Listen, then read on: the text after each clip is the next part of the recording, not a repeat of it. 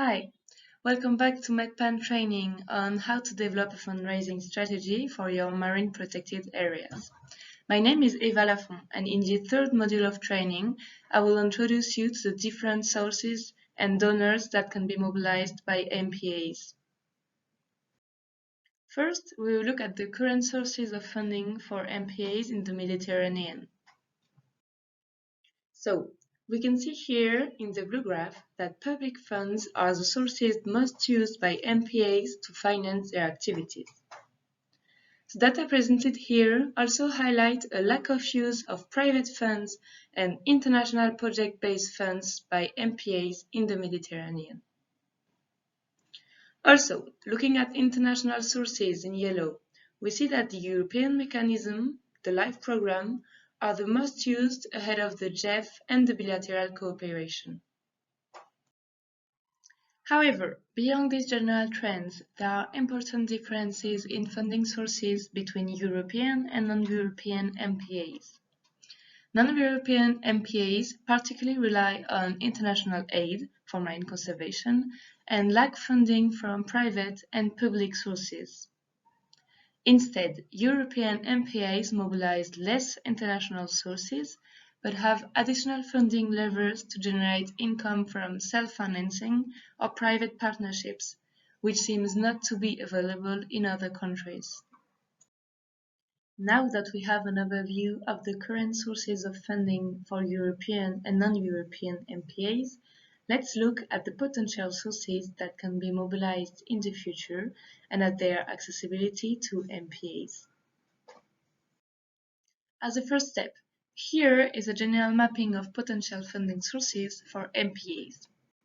First of all, these sources can be public or private. This categorization will have an impact on the way they are mobilized. We will see this in the next session. Concerning public sources, local and regional sources in blue are the ones that are the mostly used today by the MPAs. Thus, we will focus on which European or international sources in green and in yellow can be mobilized and how to do it. Regarding the private sources, we can separate them into three categories: NGOs, philanthropic sources, and private funds or impact funds. For all these categories, and more specifically for the private sources that are accessible to MPAs in terms of activities or location targeted, it is recommended to focus on those geographically close to the MPA. So, the first group considered is the international public sources. Among them, we can mention international funds that have already financed MPAs in the Mediterranean, like the GEF, and other funds like the Green Climate Fund or the Adaptation Fund that finance projects in the Mediterranean and projects for the protection of marine and coastal areas. All these funds may be mobilized to finance MPA's activities. All of these international funds operate on the same model. They finance projects.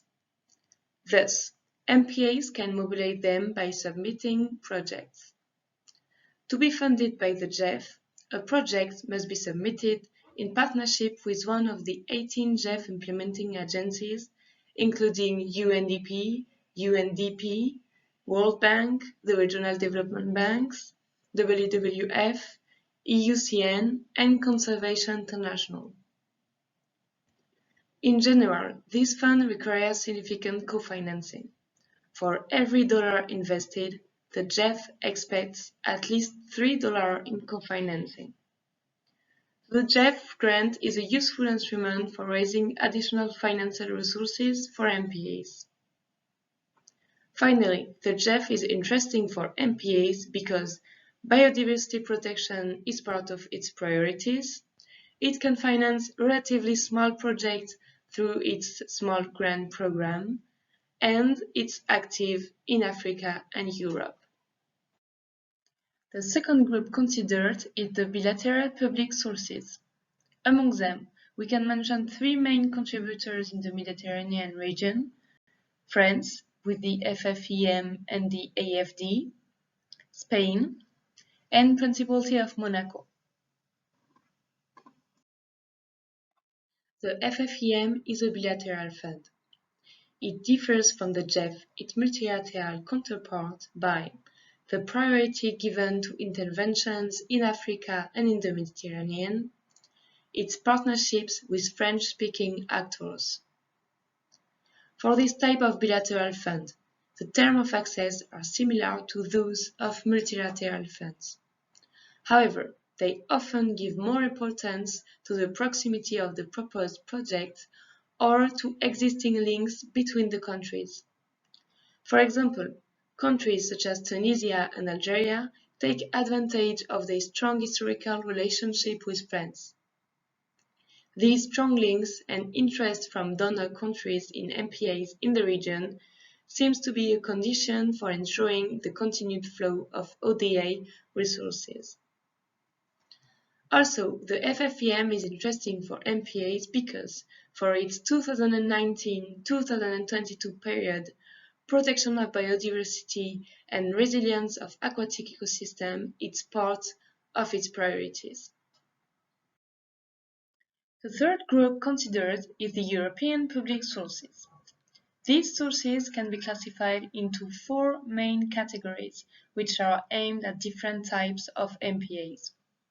The first source is the Global Climate Change Alliance, which is aimed at the most vulnerable developing countries. The other three sources are the EU LIFE Programme, the European Programme in the Mediterranean, and the Structural European Funds. These last three sources are rather for European MPAs. To understand how to access these funds, we can take the example of the European Maritime, Fishery and Aquaculture Fund.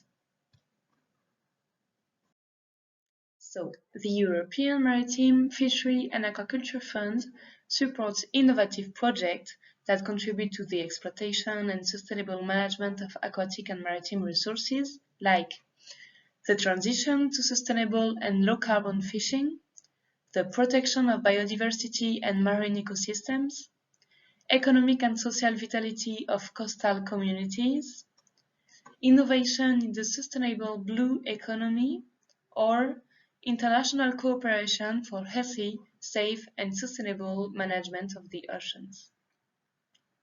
To access these funds, the MPA should check with the national authorities in charge of managing operational programs in your country to see if the project is eligible for fund support. Then it should check also on tender opportunities in maritime affairs and fishery that are published in the website of the European Union. So, regarding private funders, we can take the following two types as examples. The first example is foundations. They can finance the functioning of an MPA or MPA's projects, as the Foundation Capellino does. Indeed, Foundation Capellino is an Italian foundation whose objective is to preserve biodiversity and fight against climate change. The foundation financed 3 MPAs in Sardinia for these 3 projects. The first project is about the cleaning and recycling of abandoned fishing tools and the extension of protected area. The second project is about the installation of 4 marine lines to protect the local marine habitats. And the goal of the last project is to extend the perimeter of the MPA by 6,000 hectares and improve local fishery management measures. The second example here is trust funds. Conservation trust funds, such as the Met Fund, mobilize and invest financial resources whose interest is used to make grants to environmental organizations, such as MPAs. The Met Fund is financially supported by the GEF, the FFEM, the AFD, the Government of Monaco, and the Prince Albert II of Monaco Foundation. To access this fund, Met Fund regularly publish calls for expression of interest aimed at the management and co-management structures for Mediterranean MPAs in order to contribute to the recurrent management cost of these protected areas. We will deepen the case of the Met Fund in the face-to-face sessions. To increase the opportunity to be funded, it is important to target foundations that are close geographically to the MPA area, familiar with the issues faced by the MPA, and finance actions to preserve biodiversity, protect nature and the ocean, and fight against climate change. Also, if the target is a private company like CSR, it is important to define the criteria according to the value of the MPI with whom the MPI wants to be associated publicly, with, for example, impacts in terms of communication. To access to this fund, it is also particularly important to build a strong and convincing communication strategy. We will see this on the Module 4, and to know how to engage and negotiate with donors. We also will see that in Module 5. So this is the end of the Module 3. Following this video tutorial, we ask you to complete the assessment for Module 3, which you will find on the website of MedPan, which is medpan.org. This short test will allow you to check your understanding to the topics covered in this module.